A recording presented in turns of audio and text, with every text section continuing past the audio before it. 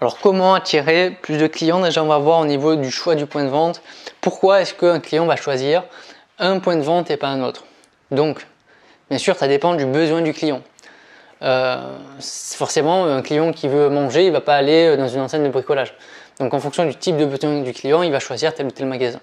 En fonction de ses motivations d'achat également, ou de ses freins d'achat aussi, peut-être qu'il va se diriger vers des magasins physiques pour un achat important parce qu'il veut voir le produit, mais d'un autre côté, peut-être qu'il veut aussi aller sur internet parce que il aura des prix plus attractifs où il pourra se faire livrer à domicile. Donc voilà, c'est un facteur de choix du point de vente. Vous avez la distance et le temps nécessaire pour se rendre et se garer à proximité de l'enseigne qui joue aussi dans le choix du point de vente. Forcément, et le moment bien sûr d'y aller.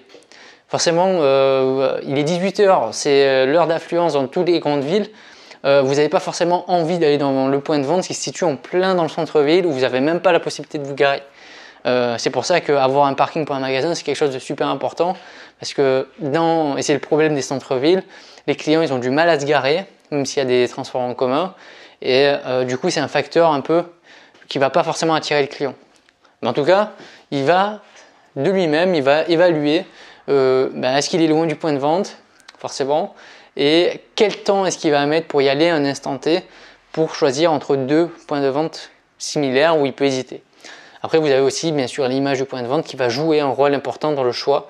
Forcément, si vous avez le choix entre deux enseignes, une que vous connaissez déjà, qui a plutôt une bonne réputation, et une que vous ne connaissez pas, et vous avez eu des échos pas très bons, forcément vous allez choisir celle que vous connaissez et qui est très bonne.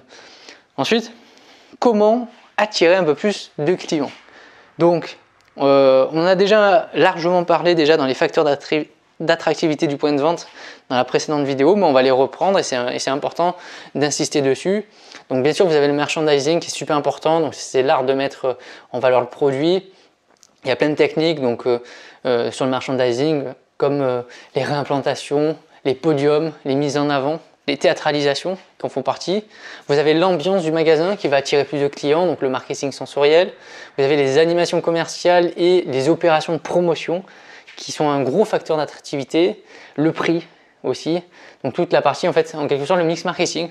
Donc vous avez la partie promotion, la partie du prix, forcément en faisant une baisse de prix ou en ayant une politique de prix de pénétration, vous allez attirer plus de choix, plus de clients justement. Tout simplement parce qu'ils auront des prix plus attractifs, ça va attirer du monde. En fonction de votre offre, si vous avez une offre qui est très importante, très étendue, vous risquez aussi d'attirer pas mal de monde. À l'inverse, ou également d'ailleurs, si vous avez une offre qui est très spécialisée dans un domaine, vous pouvez aussi attirer du monde qui vient de très loin.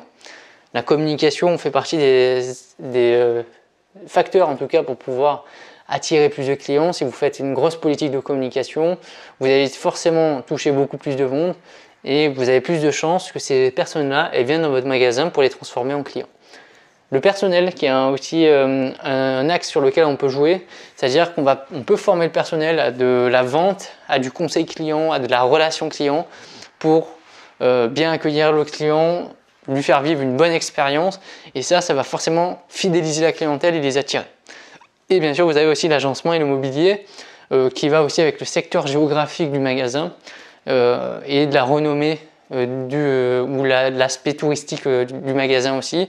Donc il va forcément attirer un peu plus de clients. Vous avez envie d'aller des fois dans des enseignes qui sont propres avec du beau mobilier, du mobilier neuf ou une certaine ambiance que vous aimez bien.